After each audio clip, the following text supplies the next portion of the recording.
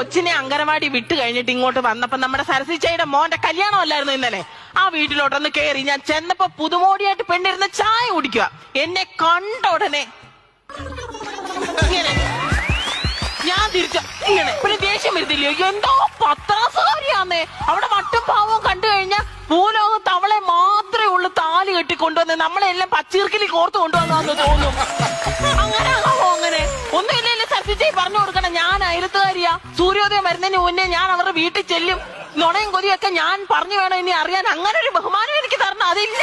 ചായ കുടിച്ചത് വല്ല കപ്പും സോസും എടുത്തോണ്ട് ഒറ്റ പോക്ക് എന്ന ഒരാള് വീട്ടിലോട്ട് ചെല്ലുമ്പോ ചായ വേണോ കുടിക്കുന്നോ അങ്ങനെ ഒരു മര്യാദ എനിക്ക് വേണ്ട. ഇവര് തന്നാലും പറഞ്ഞോണ്ട് നടക്കും.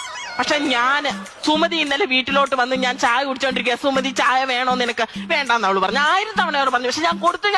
എന്നിട്ട് ഞാൻ പറഞ്ഞോണ്ട് നടന്നില്ല ഞാൻ കുടിച്ചെന്റെ ബാക്കി ചായ കൊടുത്തേന്ന്. ആ ശീലം എനിക്കില്ല. അതുപോലെ ഇന്ന് രാവിലെ ഞാൻ ദോശ കഴിച്ചോണ്ടിരുന്നപ്പോ സുഹാസിനി ഇങ്ങോട്ട് വന്നു. ഞാൻ പറഞ്ഞു, സുഹാസിനി ദോശ വേണോ? ദോശ കഴിക്ക് നീ. നാണുള്ളവരാണെങ്കിൽ വേണ്ടാന്ന് പറയും. പക്ഷെ ഒറ്റയടിക്ക് അവള് വേണമെന്ന് പറഞ്ഞു. അല്ല ഇങ്ങനെയുള്ള പെണ്ണുങ്ങളുണ്ടോ? ഇങ്ങനെയുള്ള അല്ല ഇങ്ങനത്തെ പെണ്ണുങ്ങളുണ്ടോ? അയ്യോ കൊച്ചിനെ അങ്കനവാടി വിട്ട് കഴിഞ്ഞിട്ട്